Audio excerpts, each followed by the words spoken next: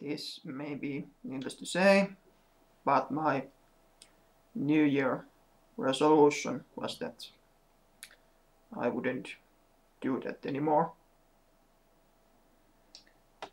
I'm sorry. So, let's continue with the book. Actually, it's the page 15, the one where our book actually starts. But after those dedications, French words, opening words, and Bible quotes, would you really be surprised that it would be just another dedication? And thus our book starts, saying it's the first chapter, On the Streets of Death. And oh goody, this book has sub-chapters.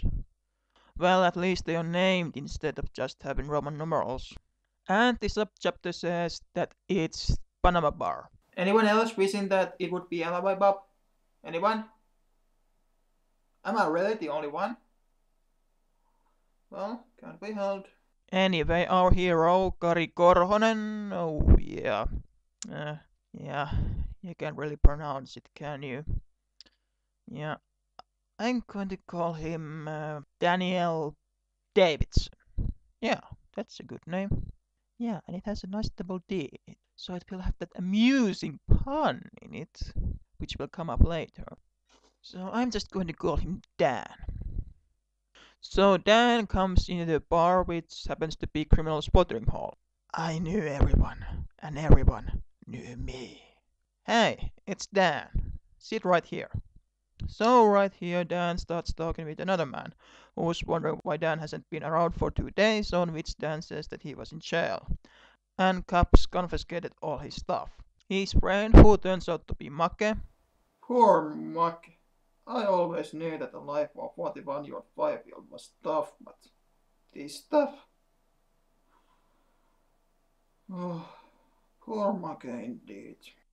Anyway, Make says that Dan can have some of his, but after Dan had a drink, and also that Pete is gone. Shot himself with a stab in the head.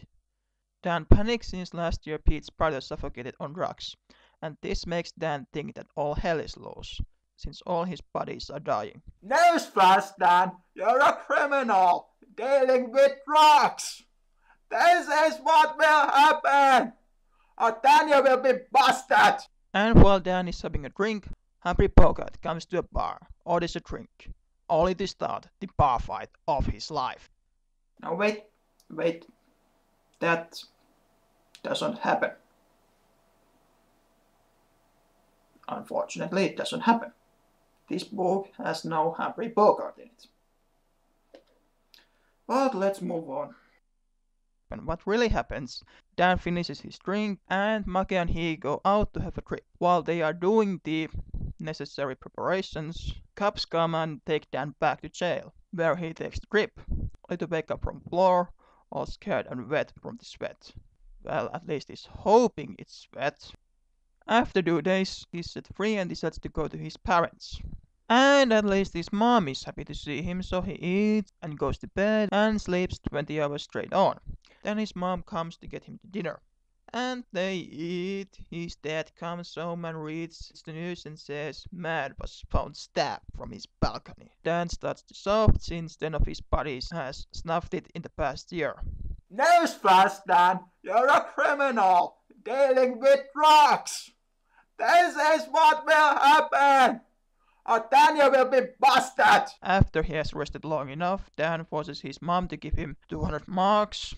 So let's turn that into euros and you have about 33 euros. Go nuts, Dan.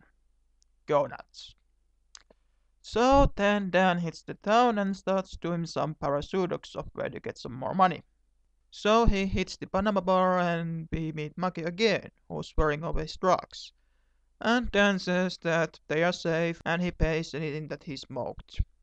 This of course makes Maki very happy and he says that Uno needs a microwave oven. Wait. Yeah. Uno? Sorry, I was going to have a full-blown rant over as in Uno here, Pura movies? but then I actually realized that 99% of you won't probably know who Uno is. No wonder And his dad we is all a know that criminal, old baby. saying that if you have to Uno's a explain a criminal. joke, No it ain't wonder he funny. doesn't need to So, work. Anyway, no Uno needs a jokes here, microwave oven. except For for my what? couple of I It's bet that he rolling doesn't off. even know how to operate one. Just Ono, I because was it's going to just have so an weird why this Eastwood book gag here, has but Ono in no, it. no, And seriously, I was what? going to change it Uno needs a microwave to a oven? guy who we all know Why? in American TV, Why? but I just couldn't think of anyone who was just as big as Uno. So sorry. And in case you're wondering why am I wearing a sweater? It's cold. It's winter. And why am I wearing a hat? I like this hat. So let's get back to the actual book review. See ya. So Dan then goes and gets one and sells it to Uno. Seriously, Uno. After selling it to Uno, and no, I won't get over with it. Why there is Uno, I don't know, but it still baffles me and makes questions and stuff. But anyway, moving on, Dan then buys the stuff from another guy, and then Dan goes to another bar and starts selling it, and it's here where we meet Heidi. Epic foreshadowing. Heidi, yeah, you can pronounce it either, can you? So let's translate that into Helen. Yeah, Helen's a nice name. After a hard day of work, Dan goes to his place and goes to bed. And then we start the third chapter. Yes, this was about 2 chapters in summary. Trust me, you didn't miss that much. And the third chapter is called What I Am Speaking. I'm sorry, but that's the best translation I could do over Mittes ja huostat. In this chapter, we learn the childhood of Dan and how he went on to the life of crime. And no, it doesn't turn out that he was Uncle Nasse, cause that would be way too obvious. Also, I have to say that even though it has been good besides the first 15 pages or so for obvious reasons, this chapter puzzled me. You could have done this in, well, I don't know. Flashbacks! Instead of this stupid way. Mr. Rinne, do you know what a flashback is? Do you? Cause I think that you don't. Just go and watch any video from Bensai, okay? And you'll see a flashback in them. And in case you don't, well, I'll show you how flashback works, okay? Yeah.